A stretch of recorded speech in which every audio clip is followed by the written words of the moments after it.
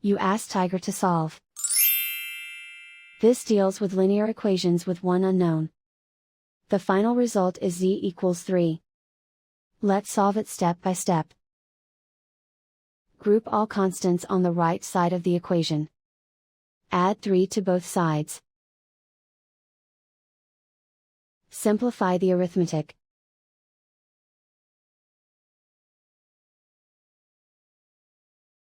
Isolate the z. Divide both sides by 9. Simplify the fraction.